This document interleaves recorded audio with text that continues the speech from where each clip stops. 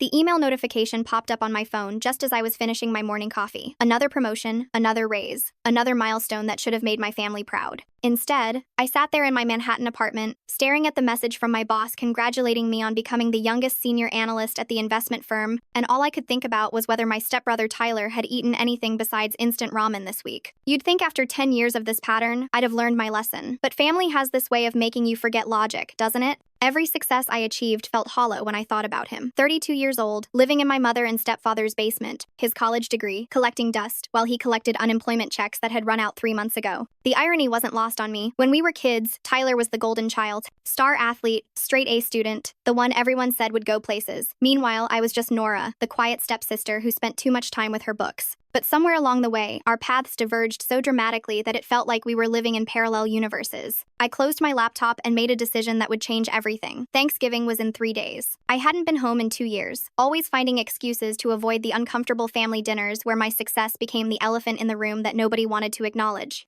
But this time would be different. This time, I was going to fix things. I spent the next 2 days preparing. First, I called my friend Marcus at the bank where he worked as a hiring manager. I need a favor, I told him. My stepbrother needs a job, and I need you to give him a chance. Marcus owed me from when I'd helped his sister get into grad school, so he agreed. Entry-level position, but with full benefits and a starting salary of $60,000 a year. More than Tyler had ever made in his life. Then came the harder part. I went to the bank and withdrew $15,000 in cash. It was my entire bonus from the last quarter, but if it could give Tyler the fresh start he needed, it would be worth every penny. I put it in an envelope along with a letter I rewrote 17 times, explaining that this wasn't charity, wasn't pity. It was an investment in family. It was love. The drive home took 4 hours, but it felt like 4 minutes. My hands shook as I pulled into the familiar driveway of my childhood home. The house looked exactly the same faded blue siding, same crooked mailbox my father had installed before he died when I was 15. Some things never change, I thought, but maybe, just maybe, some things could. The smell of turkey and stuffing hit me the moment I walked through the door, but it was quickly overshadowed by the tension that filled the room like smoke. My mother rushed to hug me, her embrace lasting a second too long, as if she was trying to apologize for something that hadn't happened yet. My stepfather, Robert, barely looked up from his newspaper, offering only a grunt of acknowledgement. And then there was Tyler. He sat slouched on the couch, wearing the same ratty hoodie I'd seen him in 2 years ago, playing some video game on a console that looked like it had seen better days. He didn't even turn his head when I walked in. "Look who decided to grace us with her presence," he muttered, his fingers never stopping their frantic button mashing. "The prodigal daughter returns." I bit my tongue. This wasn't how I wanted to start. "Hey, Tyler, good to see you too." Dinner was exactly as awkward as I'd anticipated. My mother filled the silence with nervous chatter about the neighbors, the weather, anything but the obvious tension at the table. Robert ate in silence, occasionally shooting disapproving glances at Tyler, who was scrolling through his phone while eating. It wasn't until after dessert, when my mother and Robert had gone to the kitchen to clean up, that I finally found my moment. Tyler and I were alone in the living room, and I pulled out the envelope from my purse. "Tyler, I need to talk to you about something important." He looked up from his phone, his eyes immediately narrowing when he saw the envelope. "If this is another one of your interventions—" "It's not," I interrupted, sliding the envelope across the coffee table. "It's an opportunity. There's $15,000 in there, and a job offer from Regent Bank. $60,000 a year to start, full benefits, and they're willing to train you. Marcus, the hiring manager, is a friend of mine. All you have to do is show up for the interview on Monday." The silence that followed was deafening. Tyler stared at the envelope like it was a poisonous snake. Then, slowly, his face contorted into something I'd never seen before. Pure, undiluted rage. "You think you can just waltz in here and fix everything with your money?" His voice was low, dangerous. "You think I'm some charity case you can save to make yourself feel better? Tyler, that's not—" "Shut up!" He stood up so fast the coffee table shook. "You know what your problem is, Nora? You think you're better than everyone. You've always thought that. Even when Dad was alive, you acted like you were too good for this family." The mention of my father, his stepfather, felt like a slap. "Don't bring him into this." "Why not? He's the only reason my mom married into this mess. And then he had the decency to die and leave us with you." Tyler grabbed the envelope and, without opening it, tore it in half, then in half again, and again until $15,000 in cash was confetti on the living room floor. I sat there, frozen, watching pieces of $100 bills flutter to the carpet like dead leaves. Tyler wasn't done. He picked up the job offer letter, read it with a sneer, and then held it up to my face. $60,000 a year? That's what you make in, what, 2 months? 3? You think I want your scraps? You think I want to be the pathetic stepbrother who needed his successful sister to get him a job? Tyler, please. No, you please listen for once in your perfect little life. He crumpled the letter and threw it at me. It bounced off my chest and landed in my lap. "I don't need your help. I don't need your money. And I definitely don't need you coming here, disrupting everything with your savior complex. My mother and Robert must have heard the shouting because they rushed in, my mother's hands still soapy from the dishes. She saw the money on the floor and gasped. What is going on here? Tyler pointed at me. Your daughter thinks she can buy her way into being part of this family. Newsflash, Nora. You checked out of this family the day you left for college. You don't get to come back now and pretend you care. Robert finally spoke up. Tyler, that's enough. Oh, now, you want to defend her? Tyler wheeled on his father. Where was this energy when she was too good to come home for Christmas 3 years in a row? Where was this when she missed Mom's birthday because of some important meeting? Each accusation hit like a physical blow because there was truth in them. I had missed things. I had prioritized my career. But not because I didn't care, because being home was too painful, watching Tyler waste away while everyone pretended it was normal. I was trying to help, I said quietly. Nobody asked for your help, Tyler screamed. You want to know what would help? You staying in Manhattan and pretending we don't exist, just like you've been doing. My mother started crying. Robert was yelling at Tyler. Tyler was yelling back, and I sat there, surrounded by torn money, feeling something inside me break. Not my heart, that had been broken by family before. Something else, something that had been holding me back. I stood up, my voice cutting through the chaos. You're right, Tyler. I have been absent. I have prioritized my career. But at least I have a career. At least I'm trying to build something instead of sitting in my parents' basement at 32, blaming everyone else for my failures. The room went silent. Tyler's face went from red to purple. Get out. Tyler, my mother protested. No, Mom, she needs to leave, now. I looked at my mother, hoping for support, but she just stood there, tears streaming down her face, paralyzed by the position of having to choose between her children. Robert wouldn't meet my eyes. I grabbed my purse and headed for the door. As I reached for the handle, Tyler called out one more time. And Nora, don't come back. You're not welcome here anymore. The drive back to Manhattan was a blur of tears and rage. I had to pull over twice because I couldn't see through the crying. $15,000. Destroyed. A job opportunity that could have changed his life. Rejected. And for what? Pride? Spite? Some twisted need to hurt me because I had succeeded where he had failed? By the time I got home, it was past midnight. I poured myself a glass of wine and sat in my living room, trying to process what had happened. My phone buzzed with a text from my mother. I'm so sorry, honey. Give him time. He doesn't mean it. But I knew better. Tyler meant every word. What I didn't expect was for him to mean it enough to try to destroy my life. It started small, almost childishly. 3 days after Thanksgiving, my work email was flooded with spam. Hundreds of emails for obscure newsletters, dating sites, and suspicious offers. IT had to give me a new email address. Then came the phone calls. My number had been posted on Craigslist ads for everything from free puppies to escort services. I had to change my number. I knew it was Tyler. The tactics were too juvenile, too personal, but I had no proof, and honestly, I was willing to write it off as his way of throwing a tantrum. Let him have his little revenge, I thought. Eventually, he'd get bored and move on. I was wrong. 2 weeks after Thanksgiving, I came home to find flyers posted all over my apartment building. They had my photo, my apartment number, and text that made my blood run cold. Warning, this woman is a fraud who steals from family members. Do not trust her. She destroyed her own brother's life and will destroy yours too. My landlord called me that evening. Several tenants had complained. He knew me well enough to know it wasn't true, but he warned me that if the harassment continued, it could become a problem for my lease. I finally called my mother. Tyler's harassing me. He's trying to ruin my reputation. Oh, Nora, I'm sure it's not Tyler. Why would he do something like that? Because he hates me, Mom. You saw what happened at Thanksgiving. He was just upset. You know how sensitive he is about money. Sensitive, that's what she called it. Not destructive, not abusive. Sensitive. The next escalation came through my work. Someone, and I knew who, had sent an anonymous tip to my company's HR department, claiming I had been embezzling funds. The investigation was brief. My records were impeccable, but the damage was done. My boss pulled me aside and asked if I had any enemies who might want to hurt me. My stepbrother, I admitted. Family disputes can get ugly, he said sympathetically. But if this continues, it could affect your position here. The company can't have this kind of drama attached to one of its senior analysts. That night, I installed security cameras outside my apartment door. I changed all my passwords. I put fraud alerts on all my credit cards and bank accounts. I was preparing for war, even though I had never wanted this fight. The security camera notification came at 3 a.m. on a Tuesday. My phone buzzed, showing someone at my door. I grabbed it, heart pounding, expecting to see Tyler. Instead, I saw my mother. At 3 in the morning, in Manhattan, using a key to enter my apartment, I jumped out of bed and rushed to the living room, just as she was closing the door behind her. She froze when she saw me, like a deer in headlights. Mom, what are you doing here? She clutched her purse to her chest, and I could see her hands shaking.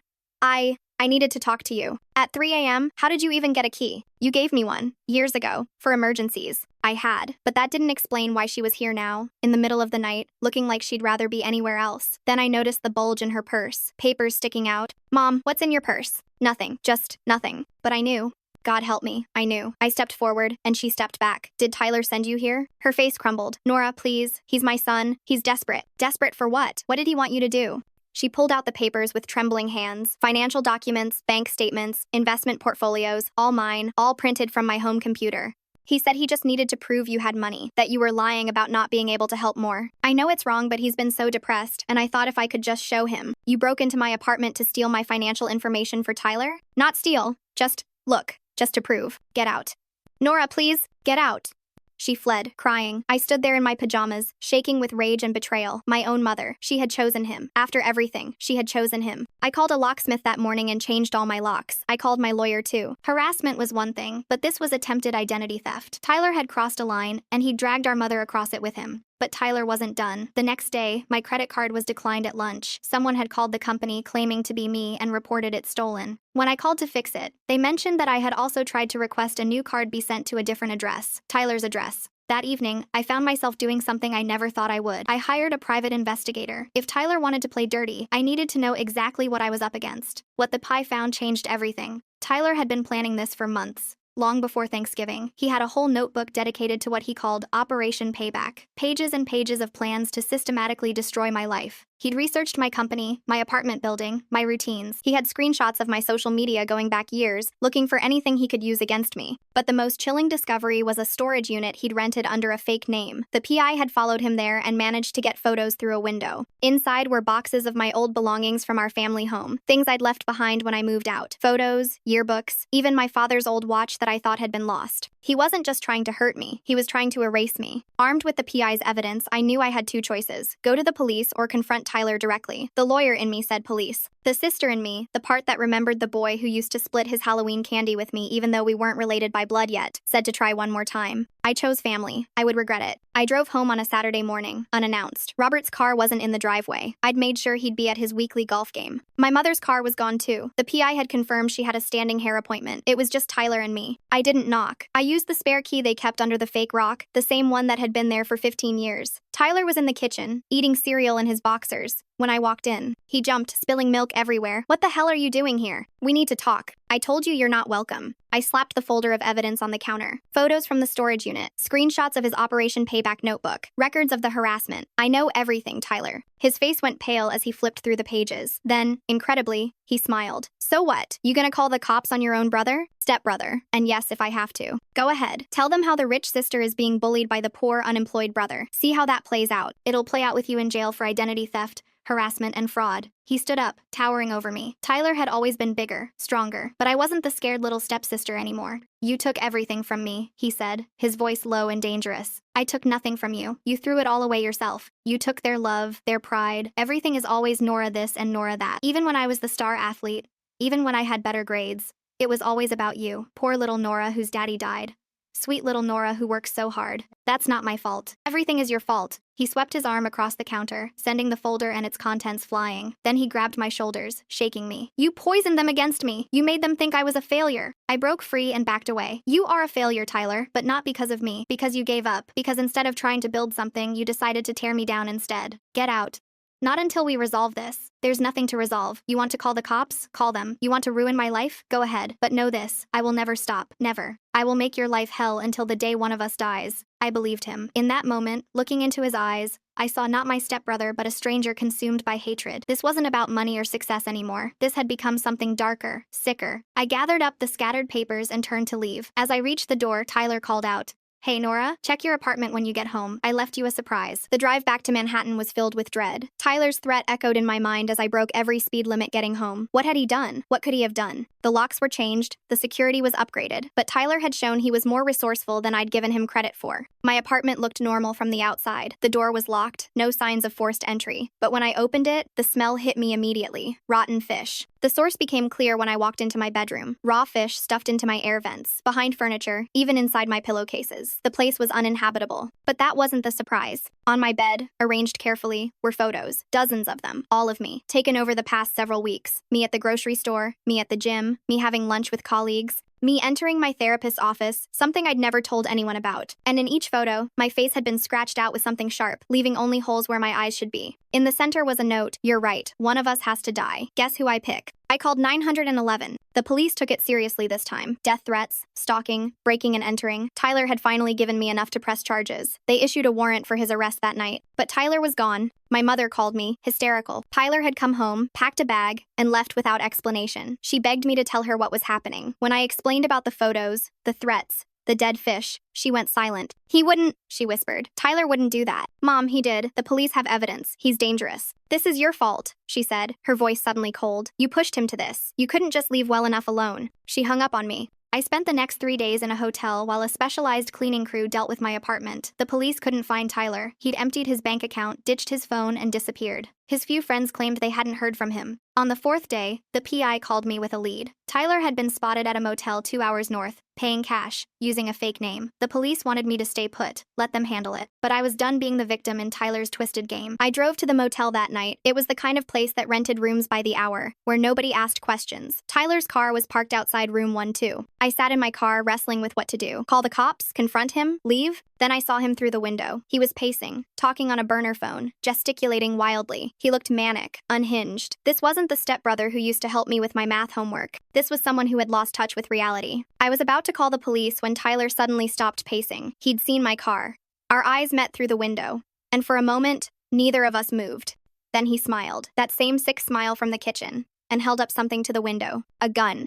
Time slowed to a crawl. Tyler stood there, gun in hand, smiling at me through the grimy motel window. Then he did something I didn't expect. He pressed the gun to his own temple. I was out of my car before I could think, running toward the room. Tyler, no! He opened the door, still holding the gun to his head, tears streaming down his face. Why couldn't you just let me hate you in peace? Put the gun down, Tyler, please. You called the cops. You're trying to ruin my life, just like I tried to ruin yours. Eye for an eye, right? This isn't the answer. You need help. I need my life back. I need to not be a failure. I need to not wake up every day knowing my stepsister is everything I was supposed to be. Tyler.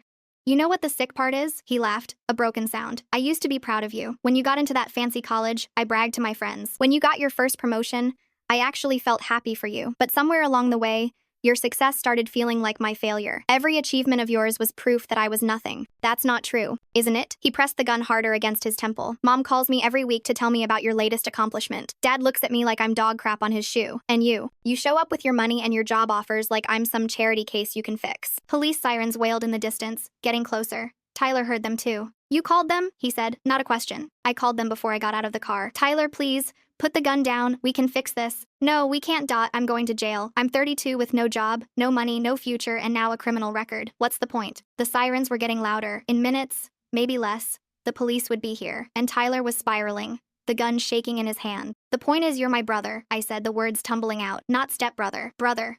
And despite everything, despite the harassment and the threats and the absolute hell you've put me through, I don't want you to die. I want you to get help. I want you to find your way. I want my brother back. Tyler looked at me, really looked at me, for the first time in years. The gun lowered slightly. I tried to destroy you, he whispered. I know.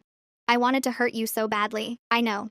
I'm so tired, Nora. I'm so tired of being angry. The police cars screeched into the parking lot. Officers poured out, weapons drawn, shouting commands. Tyler looked at them, then at me, then at the gun in his hand. Tyler, I said, my voice steady despite my terror. Put it down. Choose to live. Choose to try again. For a moment that lasted forever. Tyler stood there, balanced on the edge of a decision that couldn't be undone. Then, slowly, he set the gun on the ground and raised his hands. The police swarmed him, and just like that, it was over. As they led him away in handcuffs, Tyler looked back at me one last time. I'm sorry, he mouthed. I nodded, tears streaming down my face. I know. The call came 3 weeks later at 2 a.m. Not from Tyler. He was being held without bail pending trial, but from the hospital. There had been an accident. A drunk driver had hit Tyler's prison transport van on the way to a court hearing. 2 guards were injured. Tyler was in critical condition, and I was still his emergency contact. I drove through the night to get to the hospital.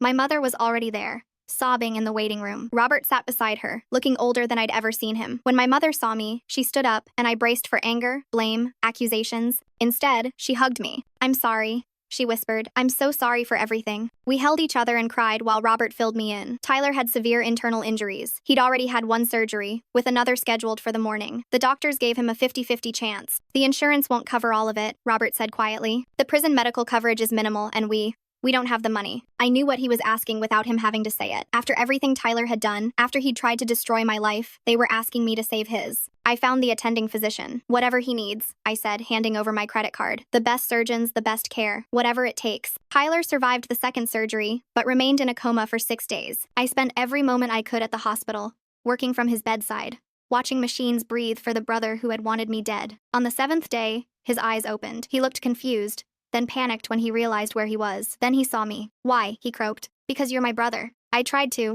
I know what you tried to do, but that's not who you are. Not really. That's who pain turned you into. Tyler started crying. Not the angry tears from the motel, but deep, broken sobs of someone finally letting go of years of poison. Over the next week, as Tyler recovered, we talked. Really talked. About our childhood, about when things went wrong, about the resentment that had festered and grown into something monstrous. He told me about the pressure he'd felt as the real son to live up to expectations, about how each of his failures felt magnified next to my successes, about the depression that had swallowed him whole until anger was the only thing that made him feel alive. I need help, he finally admitted. Real help. Not just for the legal stuff, but for my head. I'm sick, Nora. I've been sick for a long time. The district attorney came to see me. Given the circumstances, Tyler's mental health issues, the accident, my request for leniency, they were willing to offer a plea deal. 2 years probation, mandatory therapy, community service, and a restraining order that Tyler had to stay away from me for 1 year. You're agreeing to this? Tyler asked, incredulous. After everything? On one condition, I said. You actually try. Therapy, job hunting, rebuilding your life. You actually try, or I will press full charges and testify against you. I'll try, he promised. I swear, Nora, I'll try. The restraining order was the best thing that could have happened to us. For 1 year,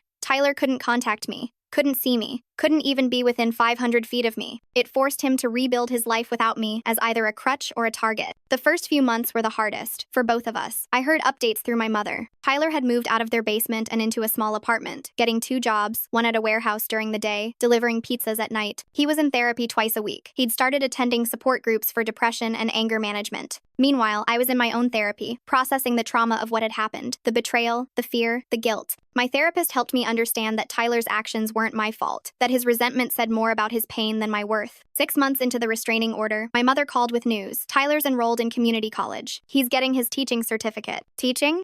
He says he wants to help kids who are struggling like he did. He wants to be the support he wishes he'd had. I cried after that call, not from sadness, but from something like hope.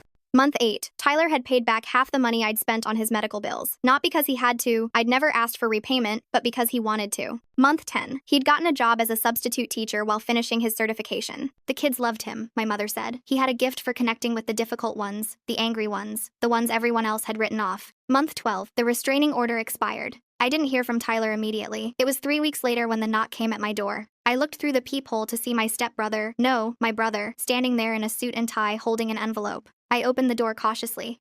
Tyler. Nora. He looked good, healthy, clear-eyed in a way I hadn't seen since we were teenagers. I know I'm probably the last person you want to see. You're not, I interrupted. Come in. We sat in my living room, the same room where I'd made the decision to help him over a year ago. Tyler handed me the envelope. Inside was a check for $5,000. It's not all of it, he said quickly, but it's a start. I'll pay back every penny, I swear. Tyler, you don't have to. Yes, I do. Not because you're making me, but because I need to. I need to make things right. He paused, gathering courage. I got a job, a real one. Full-time teaching position starting in the fall. Middle school English. That's amazing.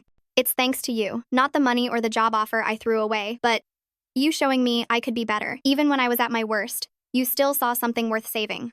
You saved yourself, Tyler. I just refused to give up on you. He smiled. A real smile. Nothing like the sick smirk from our confrontations. I'm sorry, Nora, for everything. I know sorry doesn't fix what I did. But I need you to know that I'm sorry, and I'm grateful, and I'm trying to be the brother you deserve. How about we start with being the siblings we both deserve? Tyler nodded, tears in his eyes. I'd like that. It wasn't a happy ending. Too much had happened for that, but it was a new beginning. Tyler started coming to family dinners again. We rebuilt slowly, carefully, with boundaries and respect. He thrived as a teacher, even won an award his second year for his work with at-risk youth. 5 years later, Tyler stood as a groomsman at my wedding. In his toast, he said, "My sister taught me that rock bottom isn't the end. It's just the foundation for building something better. She could have let me drown in my own hatred, but instead, she threw me a lifeline even when I was trying to pull her under. That's not just love, that's grace." Looking back, I sometimes wonder what would have happened if Tyler had taken that original $15,000 and job offer. Would we have avoided all the pain, the trauma, the near tragedy? Maybe. But maybe Tyler needed to hit absolute bottom to finally look up. Maybe I needed to learn that helping someone doesn't mean fixing them. It means being there when they're ready to fix themselves. Family is complicated. It's messy and painful and sometimes dangerous. But sometimes, if you're very lucky and very stubborn, it's also redemptive. Tyler tried to destroy me, and in doing so, he nearly destroyed himself. But from those ashes, we both emerged stronger, better, and finally, truly family. The $15,000 I offered him that Thanksgiving, he paid it all back, with interest. But what he gave me in return was worth so much more. Proof that people can change, that hatred doesn't have to be forever, and that sometimes the best revenge isn't revenge at all. It's forgiveness.